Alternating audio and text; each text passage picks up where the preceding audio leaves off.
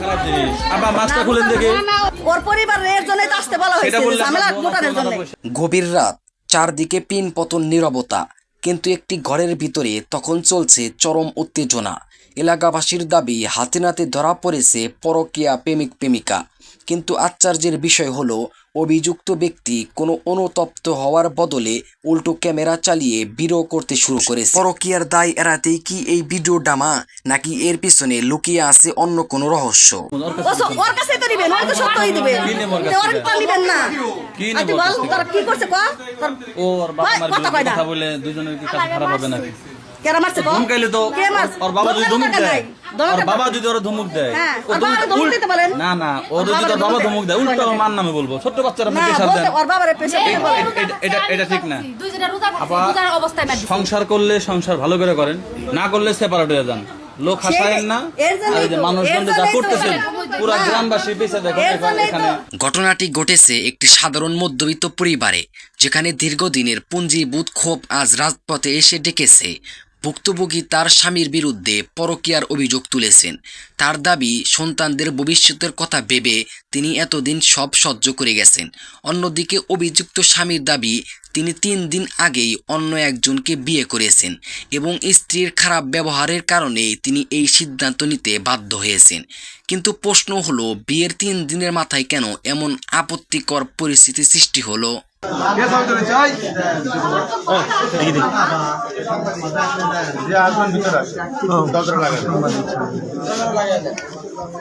এত লোক আসেন না ভিতরে, আমরা কয়েকজনের দেখি শুনি।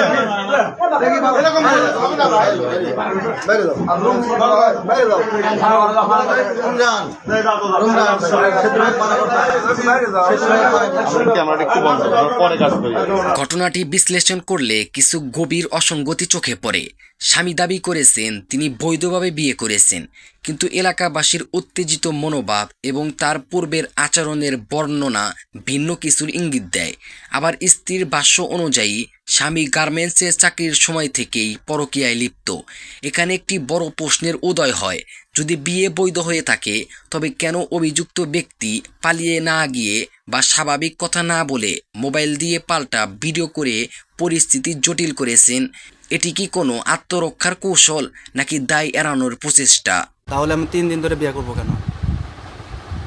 3 দিন হয়েছে বিয়ে করছি, শুধু ওর জ্বালা যন্ত্রণা। এতদিন অবৈধ সম্পর্ক, আমি আগে থেকে কোনো মানে বিয়েও করি নাই, কোনো কিছু করি নাই, কোনো সম্পর্ক করি নাই। সম্পর্ক ছিল বাদ দিয়ে দিয়েছিলাম, একবার তুবা করে দিয়েছিলাম, ভাই বোরাদার আসলো বিচার করে দিয়েছি, আমি চলে আসছি। এই শান্তিভাবেও থাকতে দিল না। পরে আমি রাগ করে তারপরে দিন এই অ্যাক্সিডেন্ট করছি। তুমি তো বলতেছ আপনার ব্যবহারের কারণে 3 দিন আগে যা বিয়ে করছো, তো আর এর আগে ব্যবহার কারণে ও অন্য মেয়ের সাথে কথা বলে দেখে আমি ব্যবহার খারাপ করি, এই জন্যই আমার শালি মারধর করেছি। লাঠিতে বাইরে। সবচেয়ে হৃদয় বিতরক দৃশ্য হলো ওই ছোট্ট শিশুটির উপস্থিতি। স্বামী স্ত্রীর এই কাদা ছোড়াছুরির মাঝে শিশুটিকে দিয়ে ভিডিও করানো বা তাকে এই কলহলের সাক্ষী বানানো কতটা যৌক্তিক?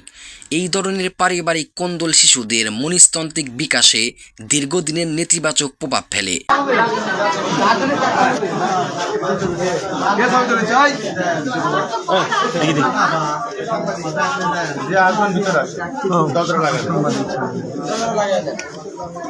এত লোক আসেন না ভিতরে, আমরা কয়েকজনের দেখি শুনি।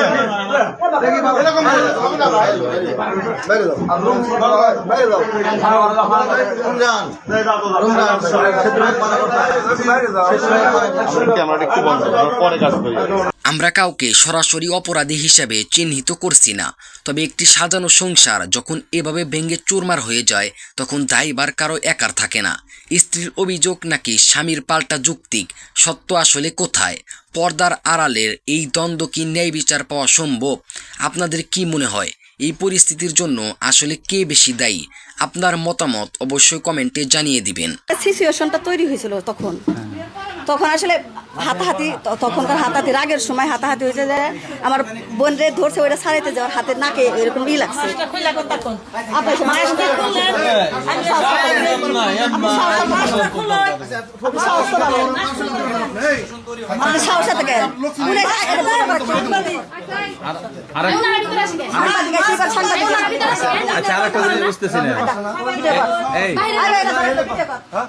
আরেকটা জিনিস বুঝতেছি না, আপনার উপরে এলাকার মানুষ খেপাকে না ওই যে ও কালকে কারা মারছে কালকে তোরে অবৈধ সম্পর্ক 1 মাস ওই